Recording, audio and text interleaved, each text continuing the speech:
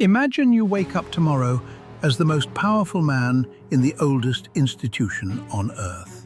Over 1 billion people answer to you. You live in a palace filled with priceless art.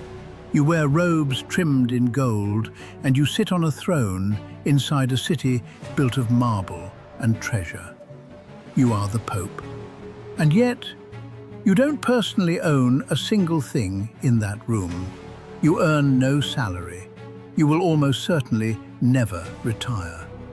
And once you say yes, you can never truly leave. The most powerful religious figure alive is also, in a strange way, one of the most trapped. This is the economics of being the Pope. Let's start with the wealth, because the numbers barely feel real. The Pope sits at the head of Vatican City, the smallest country on the planet, barely 100 acres, small enough to walk across in an afternoon. But those 100 acres are some of the most valuable on Earth. Beneath the robes and the ritual sits a fortune built quietly over nearly 2,000 years. The Vatican is estimated to hold thousands of properties around the world, not just in Rome, but prime real estate in London, Paris, Geneva, and beyond. Then there's the Institute for the Works of Religion, the so-called Vatican Bank, quietly managing billions in assets for the Church.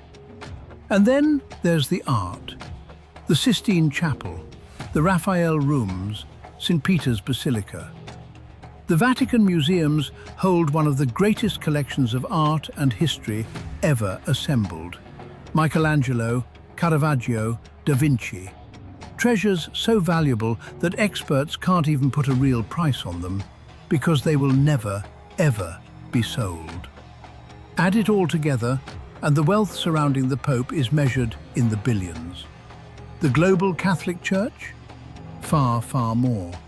By almost any measure, the man at the very top commands one of the richest institutions humanity has ever created. And here's where every assumption falls apart.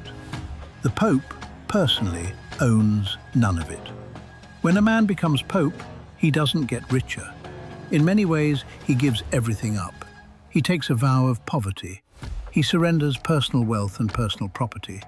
He draws no salary, not a reduced one, not a modest one. Zero.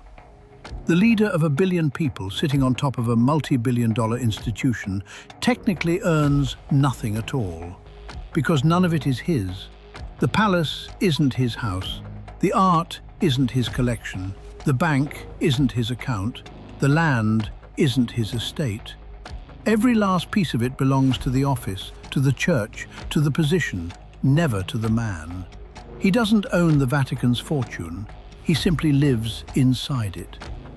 If this sounds familiar, it should. It's the same trap we've seen before. The recipient who is not an owner. A custodian handed the keys to a treasure he can use, display and protect, but can never cash in, never sell, and never keep. He is, in the truest sense, a caretaker of wealth that will outlive him by centuries. But the real cage isn't the money. It's the role itself. Because when you become Pope, you are elected for life. Think about that. There is no contract, no term, no retirement plan.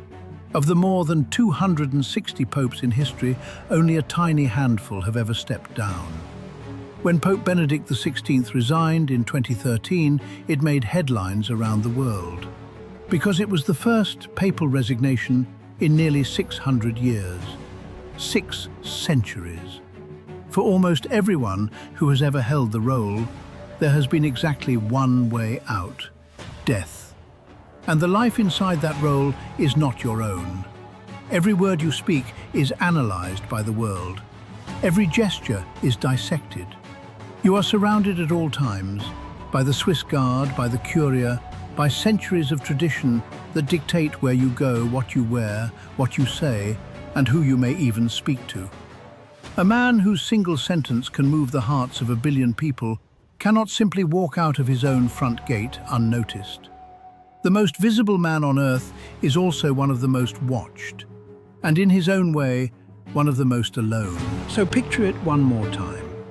You command billions in wealth. You lead over 1 billion souls. You are surrounded every day by gold, by history, by art beyond price, by power most kings could only dream of. And you own nothing. You earn nothing. You keep nothing. And you leave only when you die. The Pope does not possess the Vatican's fortune. If anything, the fortune possesses him. It is perhaps the most gilded cage ever built, a prison of marble, incense and gold, where the prisoner is also a king.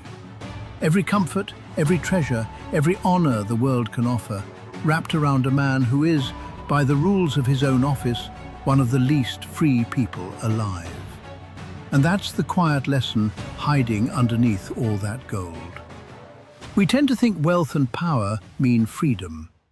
That if you just had enough money, enough status, enough control, you could finally do whatever you wanted. But the man at the very top of the richest institution on earth shows you the opposite. He has everything and owns nothing. He commands the world and can't choose his own day. Wealth without ownership, power without freedom, a throne that is also a cell. If this changed the way you see the most powerful people on earth, subscribe. Because once you understand the economics behind the crown, you start to see that the richest seats in the world are often the most expensive cages money can't buy you out of.